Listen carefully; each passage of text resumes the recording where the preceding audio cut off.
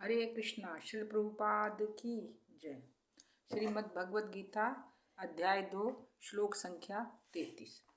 अथ चेत्त्वम् इमं धर्म्यं संग्रामं न करिष्यसि ततः स्वधर्मं कीर्ति च हित्वा पापं वाप्स्यसि। किंतु यदि तुम युद्ध करने के स्वधर्म को संपन्न नहीं करते तो तुम्हें निश्चित रूप से अपने कर्तव्य की उपेक्षा करने का पाप लगेगा और तुम योद्धा के रूप में अपना यश खो दोगे।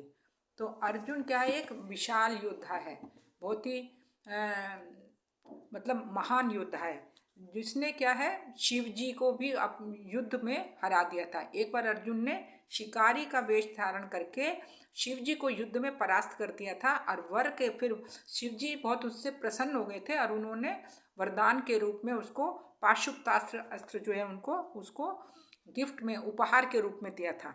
तो क्योंकि अर्जुन एक महान योद्धा है और अर्जुन ने द्रोणाचार्य अर्जुन के गुरु हैं, द्रोणाचार्य ने भी अर्जुन को महान योद्धा होने का उसको वरदान दिया था कि अर्जुन के जितना महान योद्धा कोई नहीं है। और अर्जुन को इस द्रोणाचार्य ने, उनके गुरु ने भी उनको एक विशेष अस्त्र प्रदान किया था जिसके द्वारा वो द्रोणाचार्य का भी वध कर सकता था। तो हम देखते हैं कि अर्जुन सभी तरह से एक महान योद्धा है जो सभी जानते हैं, यहाँ तक कि इंद्र भी जानते हैं कि अर्जुन जैसा महान कोई भी नहीं है।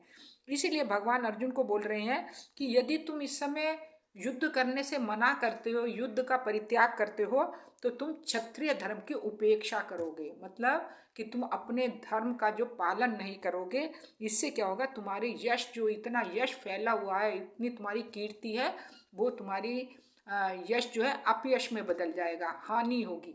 सब बोलेंगे अरे अर्जुन जैसा योद्धा इतना युद्ध करने से कैसे मना कर सकता है, क्योंकि वो महान योद्धा है, उसको तो किसी का डर ही नहीं होना चाहिए। तो इसीलिए भगवान जो है अर्जुन को एक तरह से तैयार कर रहे हैं, उसको प्रोत्साहन दे रहे हैं।